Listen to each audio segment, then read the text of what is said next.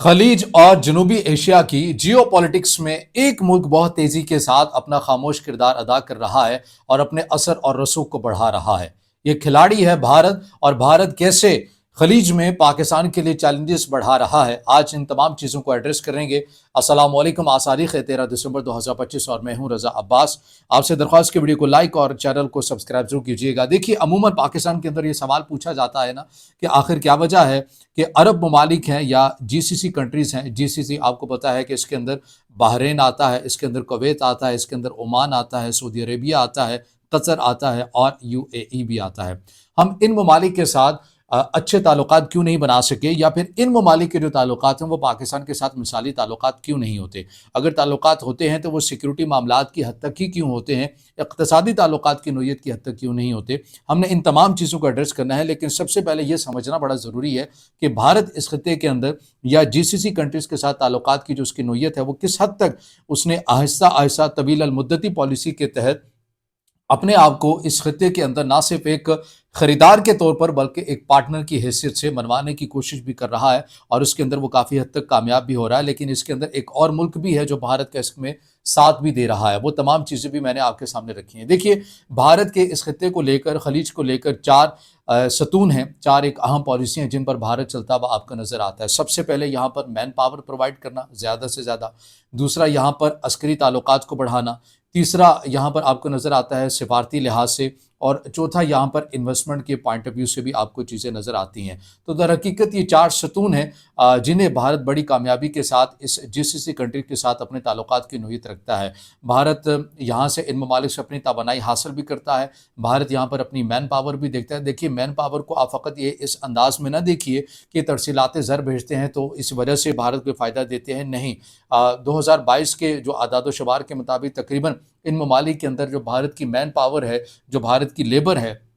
वो तकरीबन 85 लाख से ज़ायद का नंबर बनता है जो इन ममालिक में इंडियंस काम करते हुए आपको नज़र आते हैं। अब ये जहाँ पर इन ममालिक की मकामी मईशतों में अपना किरदार फ़आल रखते हैं, तो वहीं पर स्कूल, यूनिवर्सिटीज़ या ऐसे इदारे, वहाँ जाकर ये आप ये ना समझिए कि एक एम्प्लॉय है और उसने काम किया और वो ख़त्म हो गया, नहीं। जब आप बैरूनी मुल्क में जाकर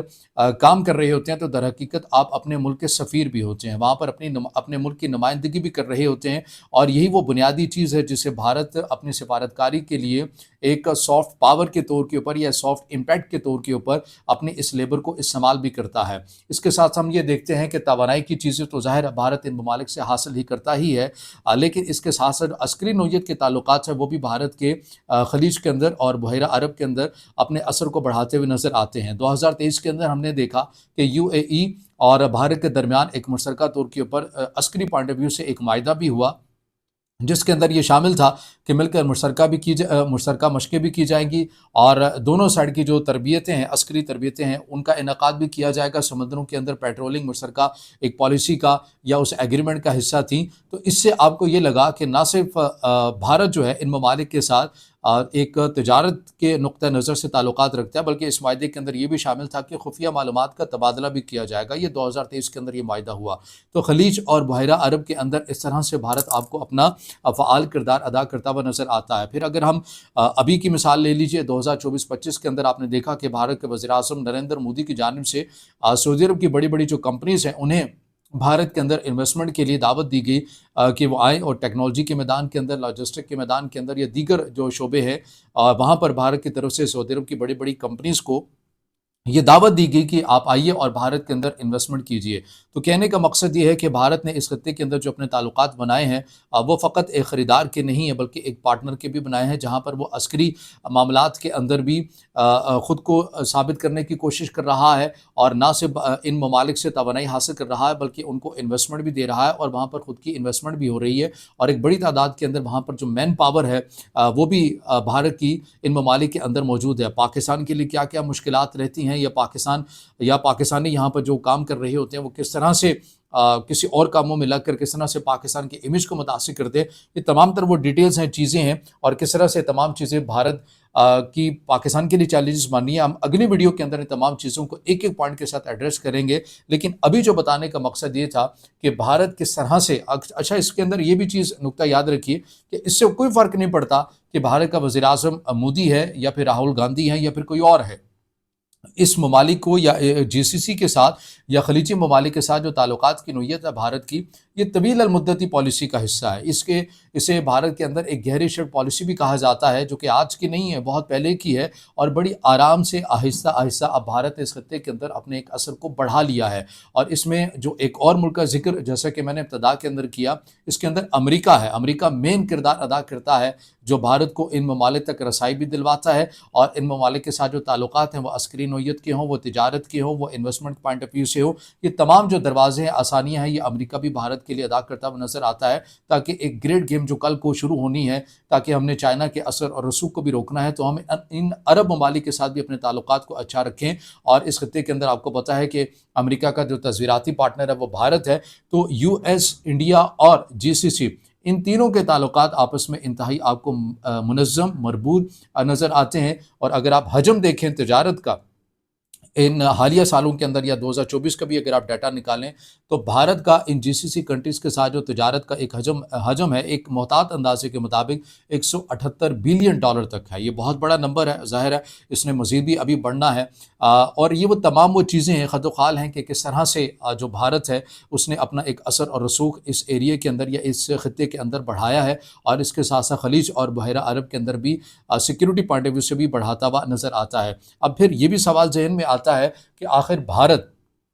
ان GCC کنٹریز کے لیے ایک پرکشش مارکیٹ یا ملک کیوں ہے؟ ہونا تو پاکستان کو چاہیے، کیونکہ یہ اسلامی ملک ہے، پاکستان بھی اسلامی ملک ہے، تو پاکستان کے ساتھ اچھے تعلقات ہونے چاہیے۔ ان عرب ممالک کو، پاکستان کو اس نقطہ نظر سے دیکھنا چاہیے، جیسا کہ ان کے بھارت کے ساتھ تعلقات ہیں، تو ہمارے ساتھ صرف سیکیورٹی معاملات دیکھے جاتے ہیں، لیکن تجارتی معاملات تو وہاں پر کہیں اور دیکھے جاتے ہیں۔ لیکن اب تو بھارت کے عسکری تعلقات بھی آپ کو ہوتے ہوئے نظر آتے ہیں نا، جیسے کہ میں نے UAE کی بھی اگزامپل آپ کے سامنے رکھی ہے۔ تو دیکھیے، یہ میں GCC کی ڈیفینیشن بتا رہا ہوں، یہ میں خود کی ڈیفینیشن نہیں بتا رہا۔ یہ جو کنٹریز ہے، جس میں بحرین ہے، جس میں عمان ہے، جس میں کویت ہے، جس میں قطر ہے، جس میں سعودی عربیہ ہے اور UAE ہے، یہ ممالک بھارت کو اس لیے پرکشش سمجھتے ہیں کہ ان کا ماننا یہ ہے کہ بھارت کے اندر ایک تو سیاسی عدم استحکام نہیں ہوتا، یہاں پر سیاسی طور کے پر اسٹیبلٹی رہتی ہے، اور پھر یہ اپنا نظریہ اس کی تشہیر کے لیے کسی دوسرے ملک کے اندر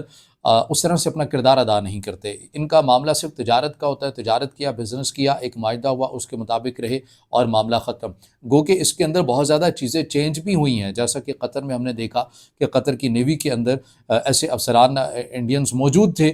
جو کہ اسرائیل کے لیے جاسوسی کر رہے تھے، اس نیٹ ورک کے بعد بھی فعال ہیں، لیکن ابھی تک یہ تعلقات اس حد تک متاثر نہیں ہوئے جیسا کہ ہونے چاہیے تھے اتنے اہم چیزوں کے بعد بھی۔ لیکن یہ ممالک ابھی بھی بھارت کو اسی ڈیفینیشن سے دیکھتے ہیں، اور پھر اس کے ساتھ ساتھ سب سے بڑھ کر یہ کہ بھارت ایک بہت بڑا ملک ہے آبادی کے حوالے سے بھی، اور ایک مارکیٹ کے تناظر میں بھی جب وہ دیکھتے ہیں کہ یہاں پر کنزیومر بہت زیادہ ہے، تو وہ انویسٹمنٹ پوائنٹ آف ویو سے بھی بھارت کو ایک پرکشش نظر سے دیکھتے ہیں۔ یہ تمام تر وہ پوائنٹس ہیں، چیزیں ہیں اور 4 ستون ہیں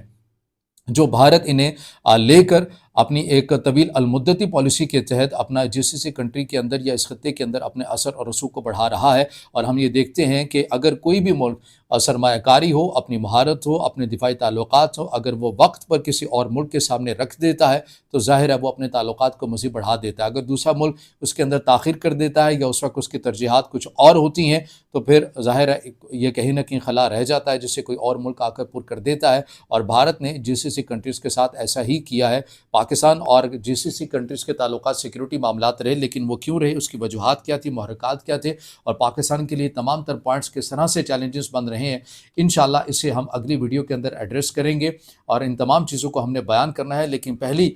جو سب سے جو مین پوائنٹ تھا وہی آپ کے سامنے رکھنا مقصود تھا کہ بھارت GCC یا اس خطے کے اندر اپنی کن پالیسی کو لے کر چلتا ہوا نظر آتا ہے، اور یہ پالیسی آج کی نہیں ہے، کس طرح سے تجارتی حجم ہے، مین پاور کتنی ہے، اور کس طرح سے اس خطے کے اندر اپنے اثر اور رسوخ کو بڑھا رہا ہے، اور امریکہ کس حد تک معاونت کر رہا ہے۔ یہ تمام چیزیں آپ کے سامنے رکھی ہیں۔ اس کی ایک اور اس سلسلے کی ایک اور ویڈیو کل ہم آپ کے سامنے رکھیں گے، جو پاکستان کے لیے کس حد تک چیلنجز کا سبب بن رہی ہیں۔ اگر آپ سمجھتے ہیں کہ ویڈیو آپ کے لیے معلوماتی ہے تو پھر اسے ضرور لائک بھی کیجیے گا، دوستوں کے ساتھ شیئر بھی کیجیے گا، اور اس سے جڑا آپ کا کوئی سوال ہو یا رائے ہو تو کمنٹ میں اظہار خیال آپ نے ضرور کرنا ہے، اور چینل کو زیادہ سے زیادہ سبسکرائب